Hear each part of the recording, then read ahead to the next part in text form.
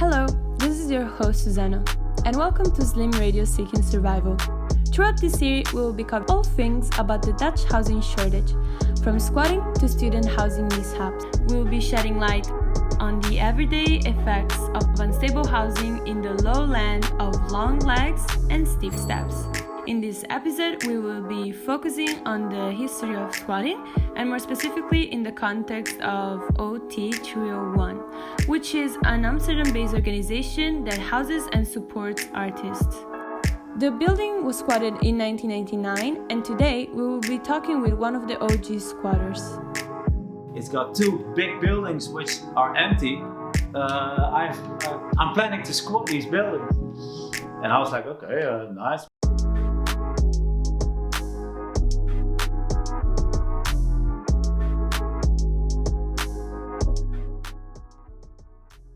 My name is Ivo Schmetz. I'm a graphic designer. I've done art school, graduated in 1997.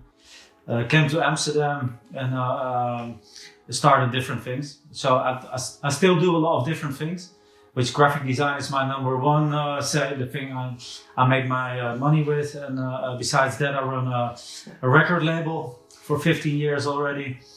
I do programming, music programming here at the OT301. And I also founded and run Amsterdam Alternative, which is like a bi-monthly free newspaper.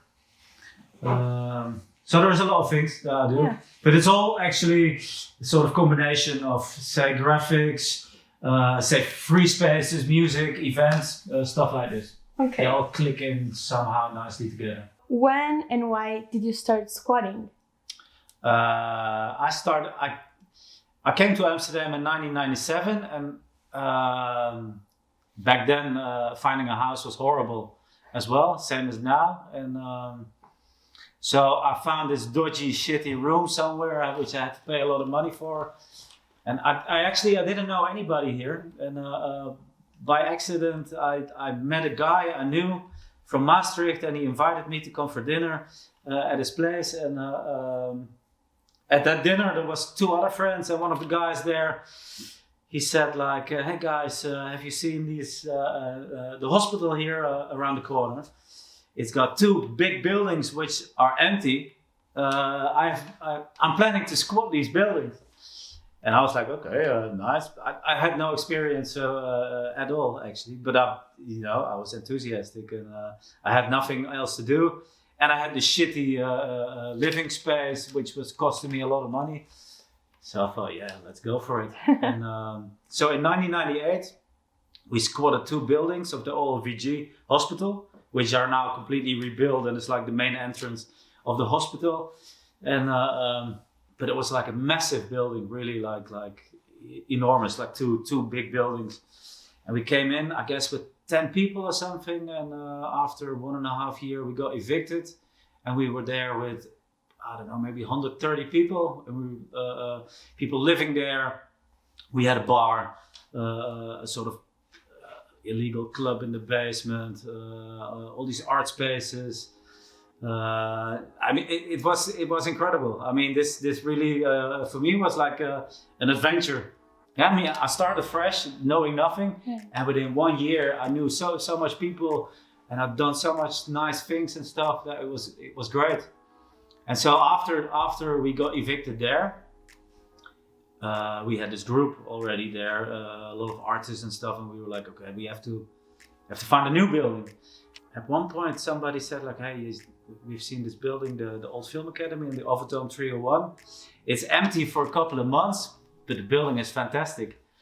We should squat it. And that's how on the 14th of November 1999, this place, the OT301, was squatted by almost the same group as we had in the hospital. There was some new people, and not the whole group, say the 130 people we had in the old building came here as well. It was a smaller group, a group of artists. And the group of artists took this building, and we started again, and that was in 1999. And so that's how my squatting started. And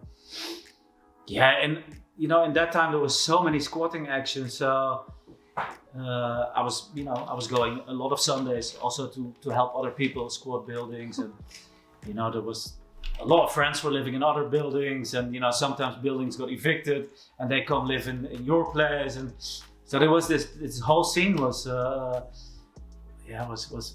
great. It was big and it was lively, and a lot was happening in that time. What would you say was the biggest challenge of going from squatting to owning the building?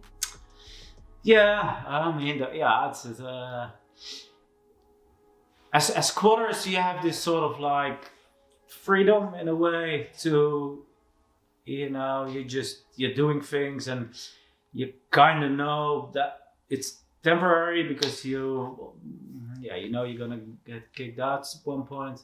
But you fight for the place to stay there as long as possible. And in the beginning, when we came here, we squatted the place, and it wasn't empty for a year. So it was not a legal squat, because it had to be empty for a year in those times.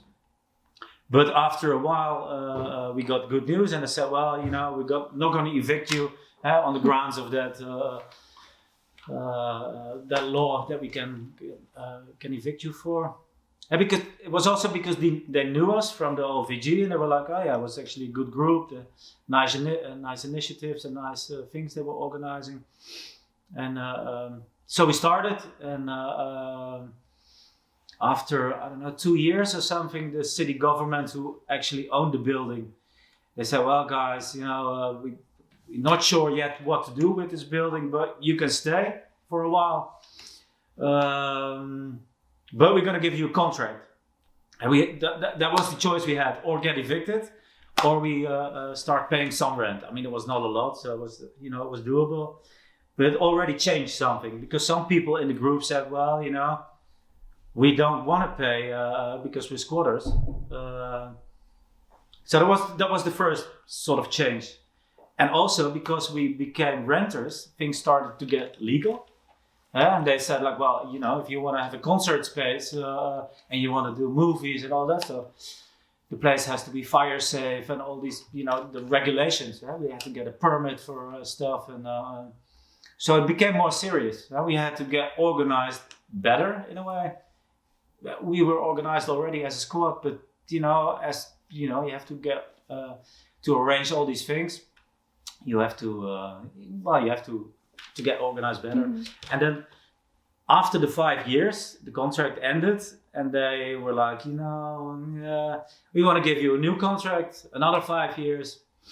But we were like, no, we don't want 5 years. We want long term. We were building something up here. We don't want to be kicked out in 5 years, because it's not worth it. It was also a game. You want to get the most out of it. So we wanted to get 20 years or 30 years or whatever. And then we heard that at the same time they were looking into the option of maybe selling the building. The city government also sells buildings sometimes. At the moment we heard that they were thinking about selling it, and we thought, okay, if they want to sell it, then maybe we can buy it.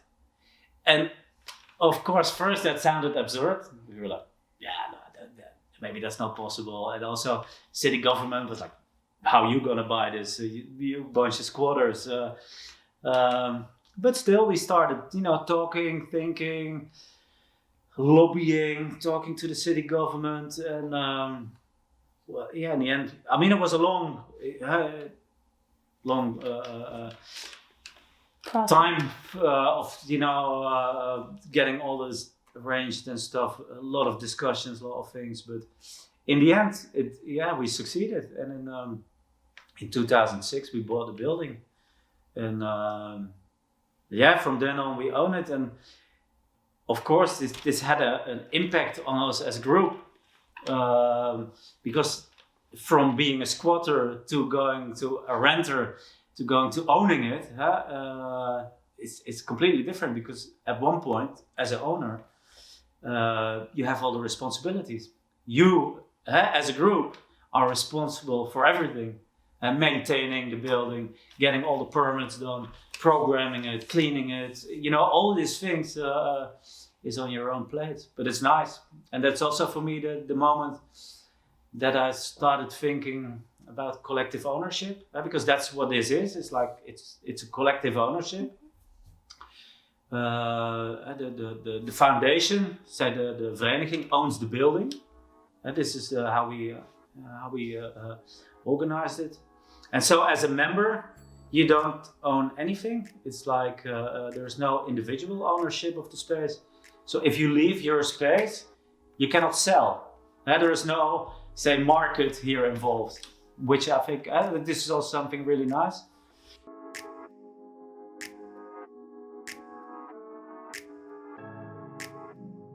What is OT301 today, and how does it work? Well, today, as in right now, in the Corona times, it's much different than what we are normally. All our public spaces are closed. We have a concert space, a vegan kitchen, cinema, galleries, workshop spaces.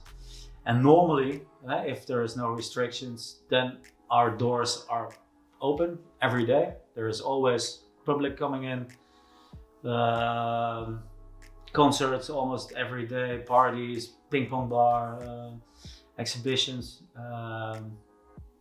It's very lively, and I think that's also great. And we have this mix of functions. People live here. We have art spaces and these public spaces. So there is a lot of dynamics always, and very vibrant in a way. Mm-hmm. But nowadays, in the last year, because of all the restrictions,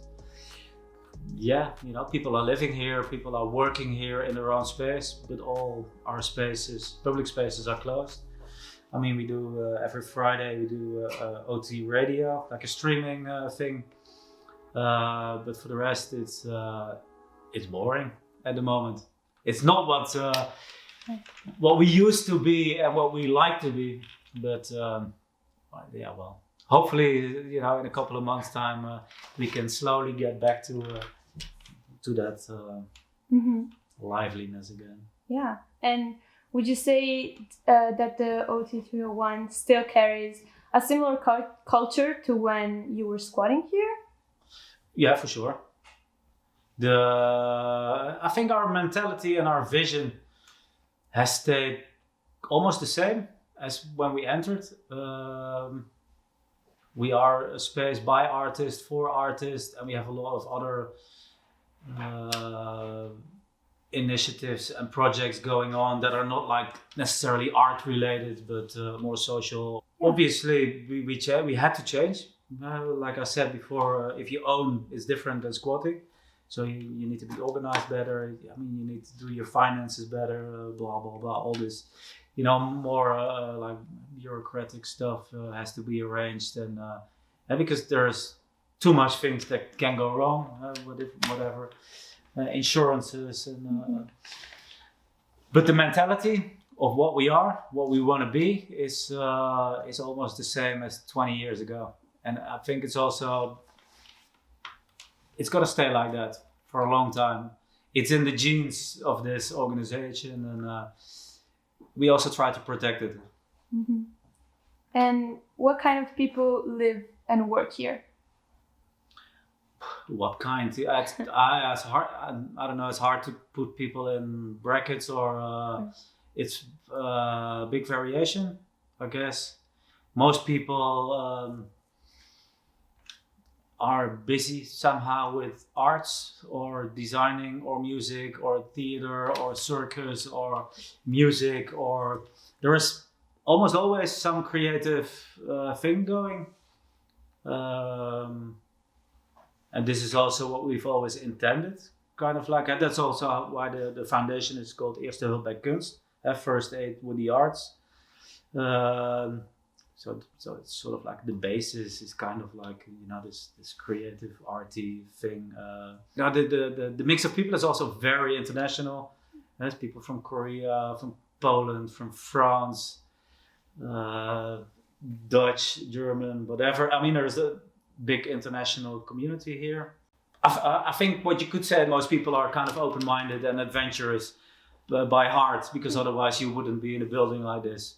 I mean, it's not, building like this is great. It's very collective, and you have to do things together. You also have to, for example, if you live here, you have to accept that, there is a concert space and so loud music quite often. So you have to be able to cope with a situation like this, and also be open to listen to people, and because we're doing things together. There's no boss here. This is like a horizontal structure. Everybody who is a member, everybody who has a space here is a member of the foundation, and everybody who's a member of the foundation is basically co-owner of the space, and so has to come to meetings, and together we decide on how things go. And so when we choose new people, for example, if we have an empty space, somebody leaves, we always have to tell people like, hey, listen, if you come here and have this space, this is not just a place where you rent a space and you live there or work there and that's it. No, you have to be involved in the collective, otherwise it's not going to work. And what is your current housing situation? Do you live here? I don't live here. I lived here in 2000, maybe 2001, still a little bit. But now I don't live here anymore. I have 2 little kids, and but it's also, it's great to live here, I have to say. But it can also be a lot, as in like if I worked a lot here in the concert space, organizing parties and concerts and stuff. So if you're here in the night and also in the day, and it's also nice to live somewhere else. Mm-hmm. So my housing situation is not here anymore, but still we have about 10-12 people living here. Mm-hmm. So. And before you mention Amsterdam Alternative, can you briefly explain what is it? As I'm, involved in the OT301 already for 21 and a half years, and in the scene of this, squads and buildings like this, I know quite a lot of people, and I'm also, I like organizing things. So, sometimes, you get together with people, you have a beer, you talk about things, and so in 2015 we had these meetings. I was with some people from Oki, the Vondelbunker, Sinatol, maybe some other buildings, and we were talking about, sharing experience, sharing knowledge, helping each other, a bit more like, solidarity in case of trouble or emergencies or whatever. And we had some meetings, and after a while, I thought, shit, we have to do something more together. We have to, and I'm a graphic designer, so I like making books and print work and stuff. And so I had this idea to make a newspaper, and I said, guys, shall we make a newspaper together? We make a free newspaper. We can all put our programming in it.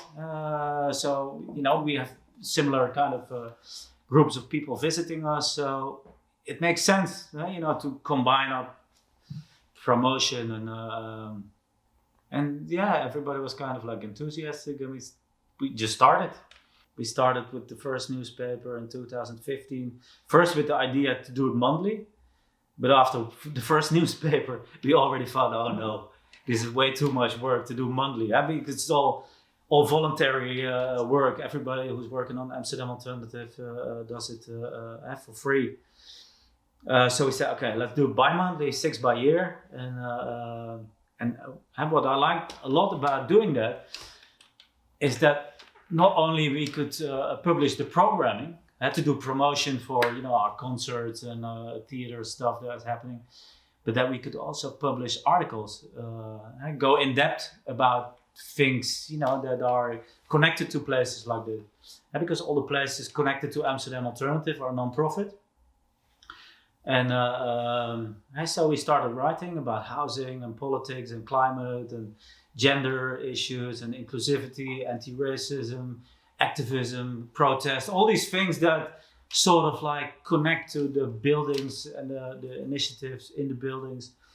and the visions of the buildings and stuff in almost 6 years. And it's going great with Amsterdam Alternative. We have quite a lot of people connected, volunteers, writing, taking pictures, making illustrations.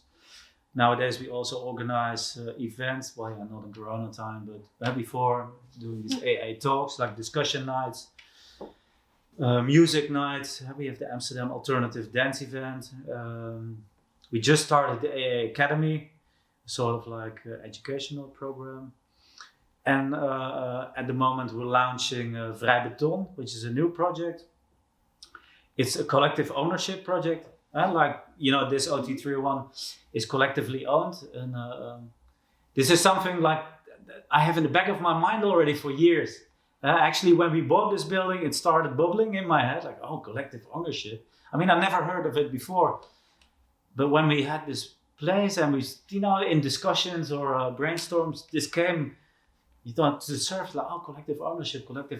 And in the back of my head, this always was like, this is something really interesting. And so now with Amsterdam Alternative, I thought, okay, we're building this whole sort of like platform with all these buildings and all this experience and knowledge. And there's a following being built up of people who like this and, who help. And because squatting is not allowed anymore since 2010, so I thought, maybe we can use this, the collective force that we're kind of building with Amsterdam Alternative. Maybe we can use that to buy new buildings, just as a foundation, start raising donations, raising money, and then just buy buildings and make new free spaces of it. And then they're like collectively owned by the foundation Amsterdam Alternative, and we can make new places like the OT301. And so this is what Vrij Beton is. And in about a couple of weeks, we're going to launch it with a campaign. So there's going to be posters in town. We're going to make a little video for promoting it on the website. Everybody can become a member, donate and help and stuff. And I really think this is the way for the future and also future generations to experience things like I have experienced in the 20 years that I'm here in the squat scene and stuff. And I think it's also important for a city like Amsterdam, who's always claiming to be like, creative industry, open-minded, adventurous, this and that. All these nice things from the past that people still are kind of proud of. But at the same time, Amsterdam is pretty neoliberal and, going for the money, always money, tourism, blah, business. It's always, everything is getting more expensive, free space is getting less and less and less. So I think for a city like Amsterdam and for its diversity, it's very good to have new buildings like the OT301 and new places for people to to experiment with things without a profit mind, because that's always what people say, like, but there's a building, you can go and rent it or buy it. But then it's always like, you have to start with the business plan and it's always so business minded. And if you work like that and you always think about money and profitable and growing, then there's not much room for taking risks in experiments and creativity. And I think that's what these places are all about. And doing all these things that normal people in companies would think like, that's nothing. You're not gonna draw a crowd with that, or you're not gonna make money with that. But I always think, who cares? Who cares about the money? Why is it always about the money? It isn't. If you feel passionate about it, if you feel happy about it, if you like doing these things, then it's great. Fuck the money. It's always these money-driven things that are taken over. And that's what I'm with Amsterdam Alternative, we really try to fight for and try to inspire people to at least realize that there is much more possible than the commercial mainstream. You don't have to follow this path of money-driven things that is put out there for you. There is much more possible. What is your opinion on the current housing situation in Amsterdam? Yeah, housing situation is bad. It's been bad since I arrived here 21, 23 years ago. It's always been bad, and it's going worse and worse. It's too pricey. It's over expensive. It's not fair. It's like it's horrible. I mean, if you're a student, I guess I cannot imagine anymore how it is to having to pay whatever 1,500 euros or something to get a space. I mean, I remember when I got a space, when I moved out here of the OT301, I was happy to get a social house, actually a couple of 100 meters from here, so I was close, had my own space, and I had, 52 square meters for 220 euros. And I mean, that was great. And I mean, because it made sure that you could live. You had a roof. It was not luxurious or nothing, but it was perfect. But it also gave me the space to do things, to play music, to create things, to organize things, to volunteer for this and that. I didn't have to rush all my hours into working, making money here and there in order to pay my rent. And this is all gone fucked up, I guess, because everybody is just always stressing to make their money and to be able to afford their house. And it's also not inviting for young creatives and artists to come to Amsterdam if you have to pay 2,000 euros or 1,500 euros for a house. And besides that, also the people working in Amsterdam, whatever, the bus drivers, the cleaners, for those people it's impossible. The teachers in schools, it's impossible to buy a house or to find an affordable house. Renting a house, it's just gone too much, too far. Dutch government, they have to lead this, and they have to make sure this is organized well and fair. And but they're not. The politics is just interested in money, in economics, in financial stuff, and that's how things go bad, basically. Yeah. And what do you think a solution for this problem of housing could be? Well, I guess there's a lot of solutions. Actually, I read in the newspaper that Evans, one of the guys here in the city politics, wanted to start buying houses back to make more social houses, which I think would be a great idea. You should, as a city government or as a government, you should have a lot of social houses, so you can at least, accommodate a lot of people. Mm-hmm. Also, you have to make sure that people who own houses, they cannot just ask whatever they want as a rental price. It's just going way over nowadays. It's not realistic anymore. Personally, I think that here in Amsterdam they should say, okay, if you buy a house, own a house, perfect, you can go and live in it. Besides that, you don't own any houses here. So one person can own one house here. That's it. I don't see why people should own 300 houses in a city like Amsterdam. There is no space for that here. You can go do that somewhere else, I think. So that also should be something to think about. Besides that, you could bring back the squatting, mm-hmm. Take the ban off it and allow it again. Because there are still also empty spaces. People leaving spaces empty to just speculate on it.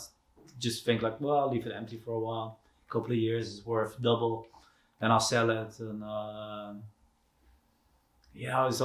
that's horrible. And because squatting is not allowed anymore, they easily can. They can leave it empty because they're like, nobody can squat it anyway. So yeah. So do you think bringing back squatting could be a solution for it, or a good idea? Well, one of the small solutions to help. it's not going to solve the whole housing crisis, for sure not. But it's something to bring back and think about, definitely. I mean, I also read it in the news in Spain and other countries. It's happening now also for necessity. People, because of Corona, shit financial situation, people just going squatting because they cannot, otherwise cannot live anymore. And I mean, if you don't watch out, also here in Holland, you get much more homeless people. And, you know, because of the crisis, there's much more, you know, pressure on people, relationships break, people don't have a house. And maybe it's also a good idea to cut down on the hotels. Way too many hotels in town, I would say. That makes you could easily make some houses or living spaces from that. Mm-hmm. For sure. But I mean, it's a complex thing, but there's a lot of things that can be done to improve. Mm-hmm. Is there anything we didn't cover in this interview that you would like to add or let our viewers know about squatting, about OT301? Well, yes, for squatting, I mean, it's not allowed anymore, but I would say just go for it. I mean, there is still a kaakspreekuur, so you can go get informed about it. You can always come to Amsterdam Alternative to get support, and we always support squatting actions. For me, it's always the thing for people to you know, try to follow your really your guts and your feeling, and don't let other people or, like, you know, schools or governments or whatever tell you too much, like what to do and what not to do. You know, you have to think for yourself and you know, be creative with things, and you know, just do things, instead of wait for things to be done. Mm-hmm. Yeah, I totally agree. Well, thank you, Ivo. It was a pleasure to meet you and to talk to you.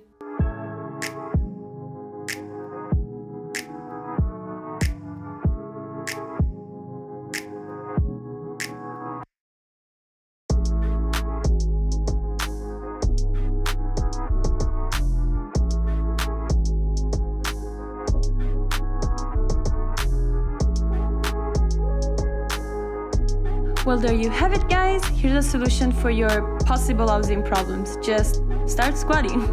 Thanks again to Ivo and to OT301. And we will be seeing you guys in the next episode of Seeking Survival, which is gonna be about anti-crack. Bye!